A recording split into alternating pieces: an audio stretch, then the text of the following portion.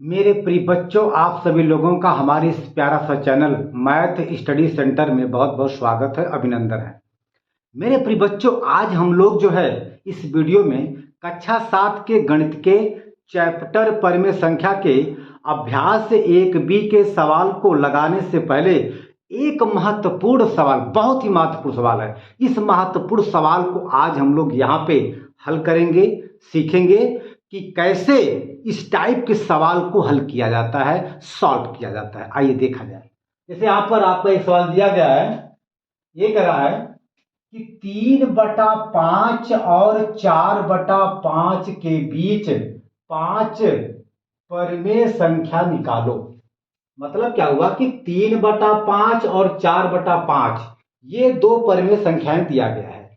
हमें इन दोनों परिमेय संख्याओं के बीच 5 परिमेय संख्या को बताना है, निकालना है। तो अगर इस तरह के सवाल आपको कहीं पे मिल जाए, तो इस तरह के सवाल को लगाने के लिए बहुत ही सुंदर तरीका है, बहुत सुंदर नियम है। आइए हम लोग उस नियम को जानते हैं और फिर हल करते हैं। देखिए, होता क्या है कि जिन दो परिमेय संख्याओं के बीच परिमेय संख्या को निकालना होता है, सबसे पहले उन दोनों परिमेय संख्याओं के हर को एक समान करते हैं। और यहां पर 3/5 4/5 दोनों परिमेय संख्याओं का हर 5 है, जो कि बिल्कुल एक समान है। मतलब पहले से इन दोनों परिमेय संख्याओं का हर एक समान है।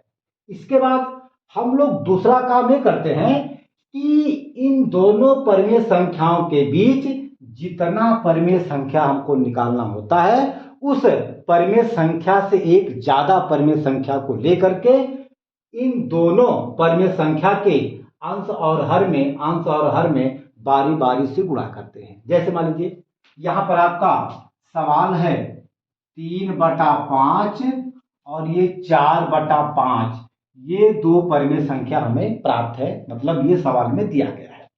हमने आपको बताया पहला नियम यह है कि जिन दो परिमेय संख्याओं के बीच परिमेय संख्या को निकालना होता है, सबसे पहले उन परिमेय संख्याओं के हर को एक समान करते हैं।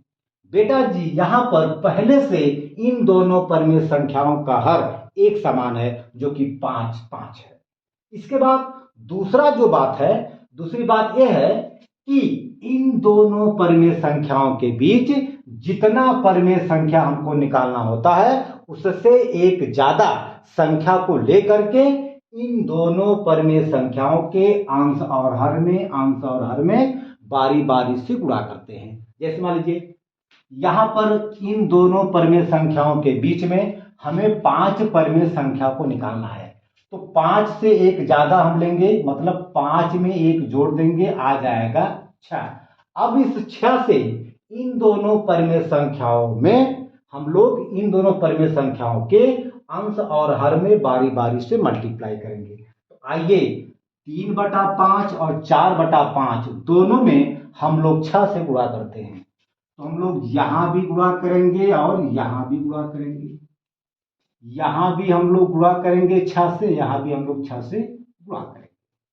बात समझ में आई? तो आपका आ जाएगा 6 तिरिक 18 बटे 6 पंचे 30। बात समझ में आई? इसके बाद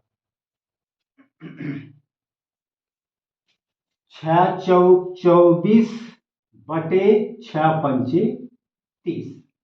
बात समझ में आई? अच्छा, अब आप देख सकते हैं कि ये देखिए 30 तो बिल्कुल एक समान है। अच्छा, अब हमें इस 18 और 24 के बीच में, मतलब 18/30 24/30 के बीच में हमें 5, मतलब हमें 5 परिमेय संख्या को निकालना है। बिल्कुल आसान है। कैसे? देखिए 18/30 के बाद क्या भैया, क्या आता है? 18 के बाद आता है 19/30 आएगा। 19 के बाद क्या आएगा? 20/30 आ जाएगा। 20 के बाद क्या आएगा? 21/30 आ जाएगा। 21 के बाद क्या आएगा? 22/30 आ जाएगा। 22 के बाद क्या आएगा बेटा? 23/30। और ये आपका 24/30, ठीक है ना। तो 18/30 और 24/30 के बीच में हमें 5 परमेय संख्या मिल गया। कौन कौन? 19/20, 20/20, 30, 21/30, 22/30 और 23/30। देखिए 18/30 का मतलब क्या है? 3/5 तो है। कैसे काट सकते हैं? 6 से काटिए, 6 त्रिक 18 और 6 पंचे 30। 18/30 का मतलब क्या? 3/5। उसी प्रकार 24/30 का मतलब आप इसको 6 से काट सकते हैं। 6 चौक 24 और 6 पंचे 30। तो भैया जी 18/30 का मतलब 3/5, 24/30 का मतलब 4/5। कहने का मतलब ये हुआ कि 3/5 और 4/5 के बीच में ये 5 परमेय संख्या हमको मिल गई। कौन कौन? 19/30, 20/30, 21/30, 22/30, 23/30। जब हम 23 के और आगे जाएंगे तो आ जाएगा 24/30। लेकिन हमें इन दोनों के बीच बताना है 5 परमेय संख्या। ये आपका आगे उत्तर। आप इसको अच्छे से नोट कर लीजिए, फिर हम इसी में और सवाल को हल करते हैं। नोट कर लीजिए भैया जी। हो गया, इसको मिटा दें। चलिए हो गया बेटा जी। चलिए अब इसको हम मिटाएंगे। अब इसी में एक सवाल हम लोग और हल करेंगे, बिल्कुल ही रुचि के साथ। बहुत अच्छा सवाल है, ठीक है ना। देखा जाए, यहां पर है 2/5। ये दूसरा सवाल है। 2/5 और 3/4। 3/4, 3/4 के बीच जो है हमें 6 परमेय संख्या निकालना है, ठीक है। ये दूसरा सवाल है। इसमें यह कह रहा है कि 2/5 और 3/4 के बीच 6 परमेय संख्या को निकालिए। बेटा ठीक उसी नियम के अनुसार हम इसको भी हल करेंगे। आइए हम किया जाए। तो मैंने आपको बताया था कि ऐसे सवालों को हल करते समय सबसे पहले हम लोग ये देखते हैं, हम लोग ये काम करते हैं कि जिन दो परमेय संख्याओं के बीच परमेय संख्या को निकालना होता है, उन दोनों परमेय संख्याओं के हर को बराबर करते हैं। इसका हर 5 है, इसका हर 4 है, जो कि अलग अलग है। तो अब हम सबसे पहले इन दोनों परमेय संख्याओं के हर को बराबर करेंगे। तो बेटा जी हर को बराबर करने के लिए हम लोग 4 से यहां पर मल्टीप्लाई करेंगे और 5 से यहां पर, मतलब 5 से 3 और 4 में गुणा करेंगे और 4 से 2 और 5 में गुणा करेंगे। तो ये हमारा हर बराबर हो जाएगा। कैसे? आइए किया जाए। देखिए हम लोग 2/5 में 4 से गुणा करेंगे यहां ऊपर और 4 से नीचे। उसी प्रकार 3/4 में हम लोग 5 से मल्टीप्लाई करेंगे, गुणे 5 गुणे 5, ठीक है ना। तो गुणा किया जाए, 4 दूना 8 हो जाएगा और 5 चौके 20 हो जाएगा। 5 तिहाई 15 हो जाएगा और 5 चौके 20 हो गया। ठीक, बात समझ में आई? अच्छा, अब आप यहां पे देख सकते हैं कि 8/20 और 15/20 ये दोनों के हर 20-20 एक समान आ गए। इसके बाद अब दूसरा काम हमें यह करना है कि इन दोनों संख्याओं के बीच जितना परमेय संख्या हमको निकालना होता है, उससे एक ज्यादा वाली संख्या से इन दोनों परमेय संख्याओं के अंश और हर में बारी बारी से गुणा करते हैं। तो इन दोनों परमेय संख्याओं के बीच हमें 6 परमेय संख्या को निकालना है। तो 6 से एक ज्यादा क्या होगा? 7। अरे भैया अगर हम 6 में 1 जोड़ देंगे तो हमें क्या मिल जाएगा? 7। अब इसी 7 से मतलब इस परमेय संख्या में और इस परमेय संख्या में हम लोग अंश और हर में गुणा करेंगे बेटा जी। तो आइए गुणा किया जाए। तो गुणे 7 गुणे 7 गुणे 7 गुणे 7। बात समझ में आई? आइए गुणा किया जाए। तो 8 सते 56 बटा 7 दूना 14 140।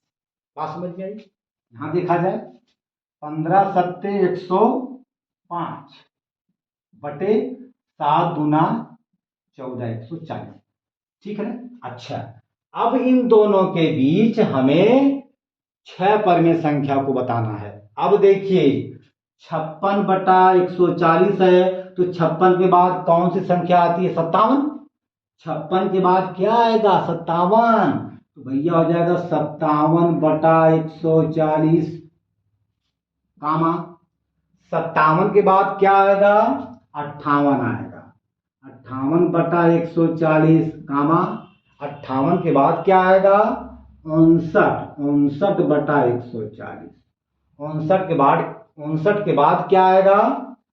60 बटा 140। 60 के बाद क्या आएगा? 61 बटा 140। 61 के बाद क्या आएगा? 62 बटा 140। हमें केवल 6 ही, इन दोनों के बीच केवल हमें 6 ही परमेय संख्या को बताना था, जो कि यहाँ पे हम लोग निकाल लिए हैं। देखिए एक परमेय संख्या 1 2 3 4 5 6। हम और भी परमेय संख्या को निकाल सकते हैं, लेकिन हमें केवल इन दोनों के बीच 6 परमेय संख्या ही बताना था।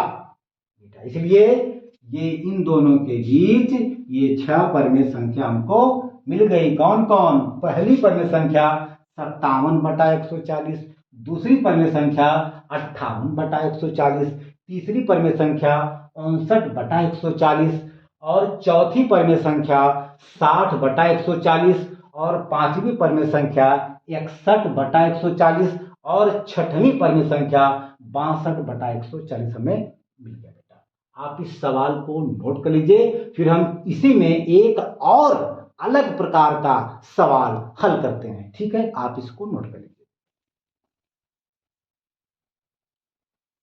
हो गया, इसको मिटा दें हैं।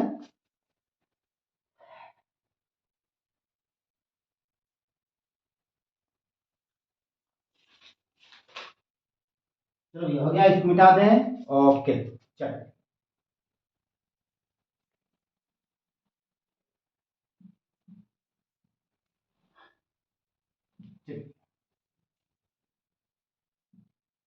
इसी में तीसरा सवाल जो है 3 और 4 के बीच 6 परमेय संख्या निकालो। ये तीसरा सवाल है। ये कुछ अलग तरीके का है, लेकिन वही नियम सब में लागू होगा जो नियम हमने पिछले 2 सवालों में लगाया है। ठीक बेटा, तो यहाँ पे 3 और 4 के बीच हमें 6 परमेय संख्या को बताना है। ठीक बेटा, तो मैंने आपको बताया था कि हमें जिन 2 परमेय संख्याओं के बीच परमेय संख्या को निकालना होता है, उन दोनों परमेय संख्याओं के हर को बराबर करते हैं। पहली बात, तो आइए हम लोग इसी काम को सबसे पहले करते हैं। तो यहां पर लिखेंगे हल। ठीक है बेटा जी, यहां लिखेंगे 3, यहां लिखेंगे 4। देखिए हम लोग यहां पर अपने मन से बटा 1 मान सकते हैं। बोलो भैया, किसी भी संख्या में 1 से भाग देने पर हमें वही संख्या मिलेगी। देखिए जब हम 3 में 1 से भाग देंगे, देखिए बटे का मतलब भाग होता है, बटे का मतलब भाग होता है। जब हम 3 में 1 से भाग देंगे तो हमें 3 ही मिलेगा। उसी प्रकार जब हम 4 में भाग देंगे 1 से तो हमें 4 ही मिलेगा। मतलब हम 3 और 4 को 3 बटा 1 और 4 बटा 1 के रूप में लिख सकते हैं। और आप यहां पे देख सकते हैं कि दोनों का हर एक 1 है, जो कि एक समान है। दूसरा काम क्या करते हैं बेटा? दूसरा काम ये करते हैं कि इनके बीच जितना परमेय संख्या हमको निकालना होता है, उससे एक ज्यादा वाली संख्या से इन दोनों परमेय संख्याओं के अंश और हर में मल्टीप्लाई करते हैं भैया। तो हमें 3 और 4 के बीच 6 परमेय संख्या को हमको प्राप्त करना है। तो 6 से 1 ज्यादा 7 हो जाएगा। मतलब जब हम 6 में 1 को जोड़ेंगे तो हमें मिल जाएगा 7। अब हम लोग इसी 7 से इन दोनों परमेय संख्याओं के अंश और हर में गुणा करेंगे। तो आइए गुणा किया जाए। तो गुणे 7 गुणे 7 गुणे 7 गुणे 7। तो भैया जी ये आपका हो जाएगा 7 तिरिक 21 बटे 7 एकम 7। बात समझ में आई। उसी प्रकार 7 चौक 28 बटे 7 एकम 7। बात समझ में आई। अच्छा, अब हमें इन दोनों परमेय संख्याओं के बीच में हमें 6 परमेय संख्या को बताना है। अरे भैया जी 21 बटा 7 का मतलब वही 3। कैसे? 7 तिरिक 21, 3 ही तो है, इसका मतलब 3 है। और 7 चौक 28, 4, मतलब 28 बटा 7 का मतलब क्या है? 4। तो हमें इन 3 और 4 अर्थात हमें 21 बटा 7 और 28 बटा 7 के बीच में हमें 6 परमेय संख्या को बताना है। Very very simple. कैसे? आइए देखा जाए। 21 के बाद क्या आता है? बोलो बोलो बोलो बोलो। 22। बेटा 22 बटा 7 हो जाएगा। 22 के बाद क्या आता है? 23 बटा 7 हो गया। 23 के बाद क्या आता है? 24 बटा 7 हो गया।